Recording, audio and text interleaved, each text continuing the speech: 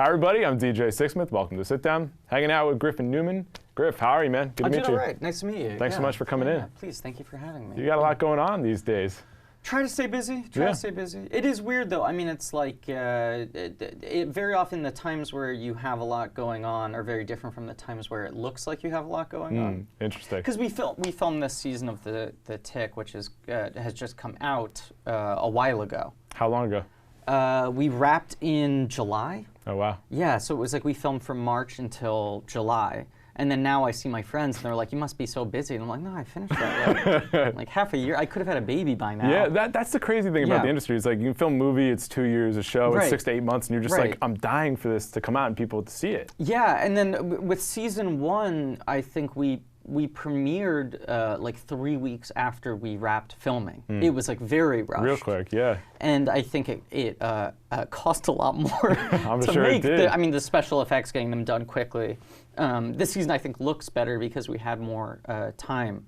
But it's like, it's one or the other. Right. It's either, it's like such a rush or it's like such a long time that by the time you're doing press like this, you're having to remember, like, what was it like when I was doing what was it like working with this person? Right, Was I even on screen with this person? Yeah. So definitely an interesting thing. And even for you, just like seeing how the industry has changed, like your parents were in the business, you see it now, so you have really unique perspective. So just like, take me back to being a kid, and what do you remember about your parents as a casting director and a producer? Yeah, well, my mother was an actress originally, and then she sort of gave up acting when I was young. I mean, I think I ruined her career in that sense. But it was her last acting job she ever did was right after my brother was born, when I was about 3. And then she started doing casting about 10 years after that. I mean, it was when I was in when I was in high school. She started casting. So there was the time in between that. But she was always someone who was very smart about performance and very obsessed with movies and loved them, loved seeing them, loved talking about them. So I grew up in a household that was very literate about things in that way. My father was the opposite, because my father wanted to do like this. My father wanted to be a sports broadcaster. Interesting, I didn't realize that was his explicit goal. He had a communications degree, which I know doesn't necessarily connote, but he literally was trying to go into doing that. And he had his, like, he got his couple of on-camera shots, and he realized he didn't like being on camera. It was one of those things where it was like, oh, wait a second, I actually hate this, Right, he used to do a thing called Sports Phone. Where was this? It was in New York. Yeah, Sports Phone, That was like pre-internet. Right, pre-WFAN too. It was ostensibly for gambling addicts, because it was like, I need the score now. And so you call up and it would be Precision Pete Newman was my father, and he would be the guy where every hour they would update what the pre-recorded message was to update you on the scores so you could figure out, how many favors you'd owe your bookie the following morning. And so he didn't really know what he was gonna do after that, because that was like the closest he had to a career path, and he realized he didn't like it. And he sort of fell into independent film somewhat by mistake. He like knew socially. I think it was truly from the guy went to the same bar as him. This guy Mark Goodson, who was a game show producer. And my dad was very much in the like young entrepreneur, but getting a little bit old to be a young entrepreneur. Like, I got to figure out what on the edge there. My hook is. And this Mark Goodson guy was like, if you want a hot tip, there's this new channel called Showtime, now part of the CBS family. But this was the very early days, and they were like, they're trying to differentiate from HBO by doing Broadway plays. They're going to film Broadway plays and air them on TV, and that'll be their exclusive thing. And he's like, I know the people at Showtime. If you can go out and get the rights to the plays, you'll get a commission fee. So my dad like bought a suit and had a suitcase that was empty. And he would sneak backstage at these Broadway shows and act like he was a representative of Showtime to get it. And I don't think he thought it was going to be a career, but it ended up sort of through that, he ended up getting executive producer credits and then becoming an independent film producer. But I grew up here in the city where it's not a super industry-obsessed town in the same way that Hollywood is. No doubt. And my mom was someone who really wanted to work in film and kind of got frustrated with the industry and then came back around to it in a different way. And my father was someone who never really wanted to be in the industry. And then he's in it. And he's in it. And so it was always presented to me as a difficult job, you know? Yeah. Like in this way of my mom being like, look, I wanted to do it and it's really hard to break through. And my dad being like, I'm in it and it sucks. So like I think a lot of people think like, oh, if you grew up with like parents in the industry, they must have been really supportive. And it's like, I think as of like an attempted mercy killing, they would like constantly tell me not to do it. Right, because they know best. They're in it. That was the thing. They weren't like, it's impossible, no. we're going to disown They're you. Just being but it was honest just about like, it. Right, they're like, it's really difficult. But I think, I mean, you know, now coming around 20 minutes later to the direct answer to your question, I think the effect it had on me is by the time I started doing this, and I dropped out of college to sort of start auditioning and doing comedy here in the city, I had a very sort of pragmatic approach to it, you know? Like I dropped out of college because I was like, I want to give this a shot. I know how difficult it is. I understand the realities of it. I might be wrong, and then I'll go back to school and get a degree in something else.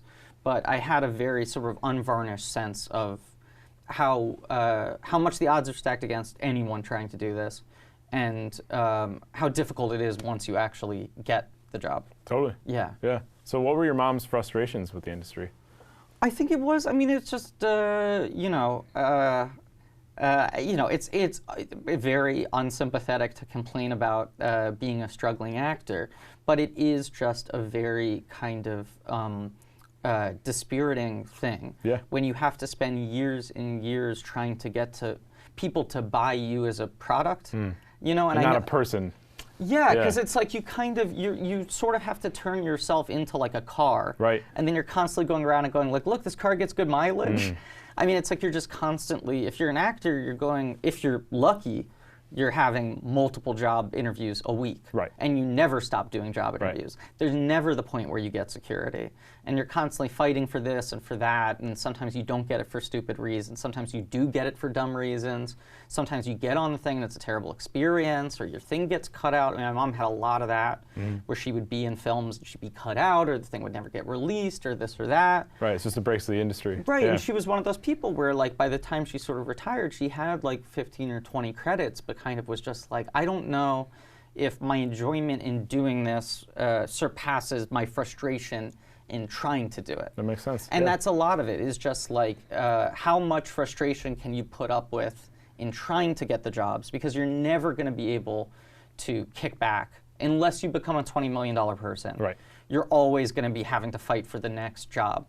And so your enjoyment of when you actually do get the job has to outweigh the sort of rat race of it. Yeah, that makes sense. And I think for her, she was like, I am happy doing other things. Right. And I think she really enjoyed doing casting, and she writes a lot now, and she, you know, is sort of directing, and I think she enjoys being able to come at it from other aspects, but also being someone who was able to like have a family and raise 3 children and be present. Yeah. You know? Yeah, no, those are all really important things.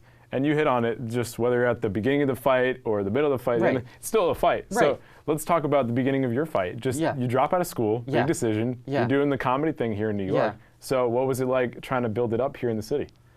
It was weird. You know, I mean, there's that thing of like, it's easy to look back on things through a romantic lens after the fact. We like to do that. Of course. But there is that kind of beauty to when you just have like nothing to lose. You're starting at like absolute nothing. Yeah. You have no standards. There's nothing that's like below you in terms of what you're willing to do. Yeah, totally. And it's just, like, I just think I spent like years and years doing shows in basements for like 2 people. You know, I hosted a weekly show in the basement of a bar. It's Sunday night. It was like too late on a Sunday. Wow. It was like 9 p.m. on a Sunday, where it's just like, A, most people want to be home Sunday night. And B, there are like 3 really good comedy shows late on Sunday night. So even if you're going to go out to comedy, we wouldn't be one of your 10 choices. And I just did so many shows for like 2 people, truly 2 people, you know, and we'd be like, good crowd tonight, we got 2. Oh, there's a 3rd? Great. Right. But you're getting reps at that point. Yeah, I mean, that's the thing. It's sort of like that, like, wax on, wax off thing, where it's like, I guess it's not like wax on, wax off, but it's like, if you can learn how to have a good show when there's absolutely no audience, You know what it's closer to? I landed on my analogy. All right, let's hear it. It's closer to like bat weights when you're doing like batting practice. And you put the weights on so that by the time you take the weights off, everything feels a lot easier. A lot lighter, yeah. It never feels easy. No. But it's lighter because you've done it in impossible circumstances. It's a lot easier to make 100 people laugh than it is to make 2 people laugh. Yeah, that's not easy. Because with 2 people, you're dealing with 2 specific people. You're making direct eye contact. They feel the pressure because they're like, oh, I feel bad for this person. If I don't laugh, he's got nothing going for him. In 100 people, it's an anonymous crowd, and they just start sort of functioning as a larger organism. So, you know, I did a ton of that, and I did a ton of student films. I mean, it was like a conscious thing of like, I'm in New York. There's some of the best film schools in the world are all in this city. So I'm just going to do any crappy student film I can. Even if I think I'm miscast for this part, I'm going to do it so I can figure out why I'm miscast. Right. So it's just like doing a lot of things like that to sort of no immediate gain, so that hopefully at the moment, a decade later, when you do get your shot, you've sort of done your R&D to kind of know how to do it. Yeah. So how do you go from 2 people at a show, student films, to really taking things to the next level? I had, my agent is the same agent I've had the entire time, and his name is Josh Pearl, and he, I had sort of gotten connected with him like socially as someone who was sort of interested in acting, and he was an assistant at an agency at the time. And we sort of used each other as guinea pigs, I would say, where he was like, I want to be a full agent. I want to figure out what it's like to have a client. And I was like, I want to be doing this. I need an agent, yeah. Right, so I met up with him at a diner and said, like, I'm like this close to dropping out of school. If I did it, would you put me up for stuff? Because I'll do as much as you let me do. And this was another example of sort of getting our reps in, because he had sort of a Rolodex at his disposal because he was, you know, a desk jockey within a larger agency. Yeah. He was able to get me in front of every big casting director in New York. Now, often for roles I was never going to get, that I was fundamentally wrong for. Well, give me an example. I'm trying to think of an example. It's tough because it's like things from the very beginning, but things where it's like, I'm 19 and I'm auditioning to play a 12-year-old. Or like, here's an example. Here's a very specific one I remember. Auditioning to play the best friend on the volleyball team in the Miley Cyrus Nicholas Sparks movie, The Last Song. And it's like, this is like a southern, like, she's a southern girl who then moves to California, and it was Liam Hemsworth's best friend, who also needs to be like a volleyball jock. And it was like, there's zero chance in any scenario that I'm going to be the guy. I remember in the audition, they were trying to figure out how to even give me a note because I was so fundamentally wrong. And they went, I don't know, less urban? And I went, you mean less Jewish. That's what you're saying. That I don't seem like a volleyball player. But things like that. But the strategy that both of us had was, whatever the thing is. Good experience. Well, and also, do what you do well. So that you're not auditioning for this part because you're never going to get cast as the volleyball guy. Right. But this is an opportunity to get in front of this person and show her what you can do well, so that if 3 years from now she gets a script that does match you, she goes, oh, I remember that guy. That guy who was fundamentally wrong to play the volleyball star, maybe he'd be good as the employee of the comic book store, you know? Yeah.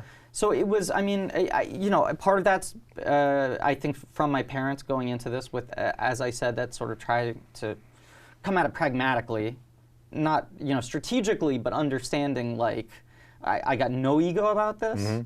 This is a marathon, not a sprint. Like, what do I do just to get my reps in there and to get my name out there, and hopefully eventually, you know, these things pay off. But like, even me getting the tick was a byproduct of me not getting a part in a different movie where they wanted a more famous person, and the casting director was fighting really hard for me, Felicia Fasano, and I couldn't get the part, but then a year later she got the script for the tick, and she said, I've been trying to cast this guy. And so she immediately said to them, I know who you should hire, Griffin Newman. And they said, who is that? You know? And it was an uphill battle to convince everyone to sign off on me. It literally was like, You had to go down the line one by one. There's so many people involved in something like this. Right, it's a big show and it's a large role, and I had never played a sort of co-lead before or anything like that. But what helped was that this person from a year earlier had sort of gone through the ringer with me and seen me audition a bunch and had believed in you and pushed for you. And kind of had a sense and was waiting for the part to it's so much about that. It's like making good impressions with people, showing them that you can do the work and that you're kind and well-behaved and professional and committed and all of that. So like you do a lot of things incorrectly in the hopes that eventually someone finds the thing that you can do correctly. So how'd you go about being the co-lead in terms of just your demeanor on set, just managing that, and even just being thrown in this position you hadn't been in before? It's tough. I mean, because a lot of it too, especially with TV, you don't have one consistent director. Right. You know, so like Peter and I, Peter Serafinowicz, who plays the Tick, we're like the two people who are sort of functioning as like the ambassadors of the set almost, you know? Because a lot of times, I mean, they say, in this industry, it's really the atmosphere of the set and how good of a work environment it is comes from the top down. Absolutely, yeah. And if you're on a film, it's usually the director. If there's a big star, if there's a famous person, their energy, contributes a lot. But if you're someone like me who is anonymous, coming onto a set where I haven't been on the show yet, so no one knows who I am, I don't have any star power to fling around, and we have a new director coming in every week, the priority for me is just, it's a very collaborative thing. And I see a lot of actors who will sort of, no one on our cast, which is one of the reasons I think our show turns out well, is because everyone on our cast has the same approach as me, which is you're working with everyone on set. You're not just working with your co-stars, you're working with the hair and makeup people, and you're working with the sound people, and you're working with the camera people, and the set dressers, and everybody, because all of those people are contributing to your performance in the show, If you're not in focus on your best take, it doesn't matter how good you were. So it's in your best interest, not in a craven way, to really know everybody and have a good dialogue with everybody, and constantly be in communication with everybody so that you can collaborate more fully. Because I see the actors who will come onto set, and once again, not on our set because we're lucky, but on other projects I've worked on who just don't want to talk to anyone, don't talk to me. Sometimes even on shows that have been on for 10 years, the big stars don't even want to talk to the other people they're in the scenes with. Which is crazy to think, but it happens. Right, and you watch the stuff and very often it can feel kind of disjointed or generic because it makes everyone less committed to their job if it doesn't feel like a team effort, Everyone in every position is going to be a little less invested if they go, well, this guy's the star, he's the dude in the poster, and he won't even make eye contact with me. Whereas, if you're really viewing it as a team effort and making sure that you're in, good standing with everyone on set, that you actually know everybody and you understand what their job is and how they like to work, there's a real kind of scratch your back, scratch mine kind of payoff that is camera guys going like, can I give you a tip? If you do this, the shot's going to be a lot better. That's important. Which then goes in the other direction of me going like, hey, if you guys could do this with the shot, it would help me with performance. Collaborative. Yeah. Totally. So I think that's the name of the game, is being collaborative.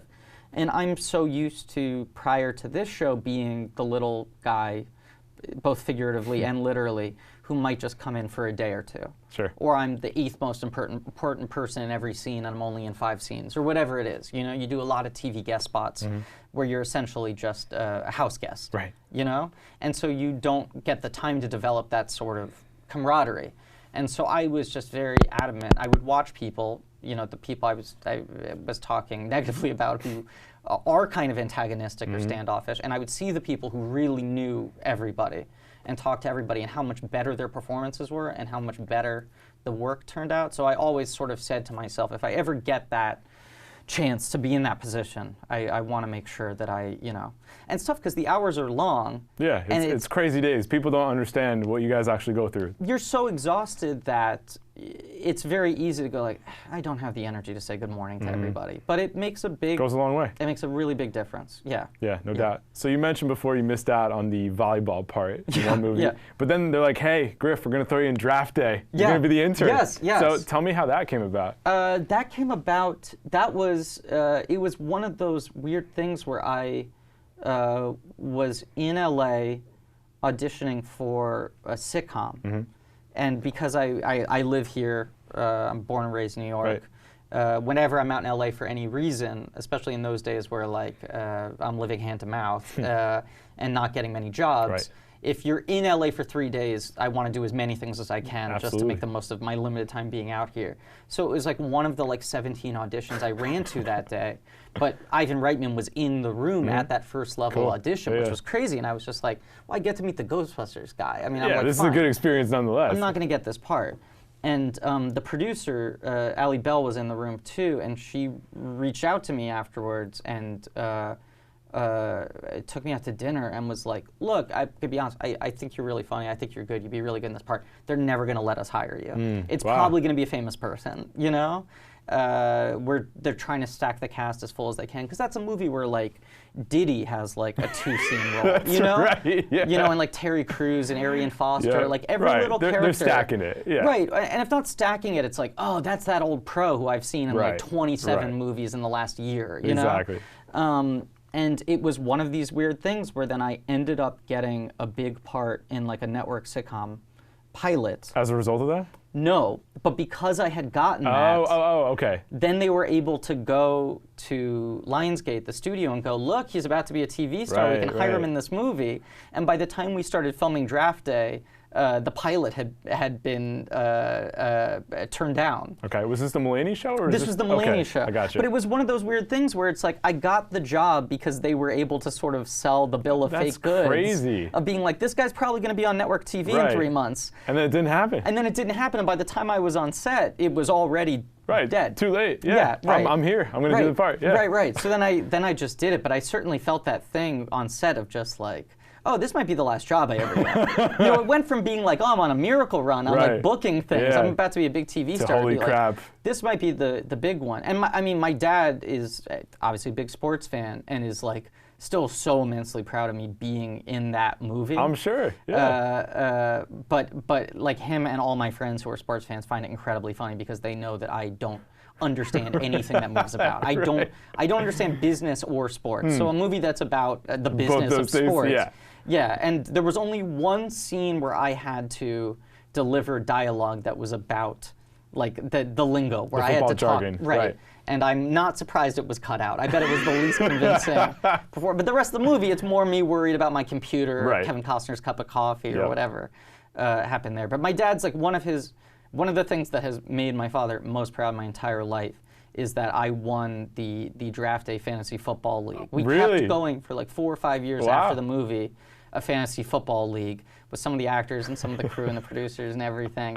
And I would just sign up and then hand the ballot over to my brother, and he would fill it out. That's amazing. But I won, and he'd go, Griff, that's just so amazing. And I went, you know I didn't pick any of the teams. I went, I know, but I'm still so proud of you. That's really funny. But I had the Draft Day cup, in my apartment for like a year, That's a nice gift to have. Yeah, and I had to send it back. Sure. I didn't lose. I didn't win the second year. Well, who else is in the league? Who else was in the league? Tim Simons from Veep. Okay, yep. Josh Pence. Yep.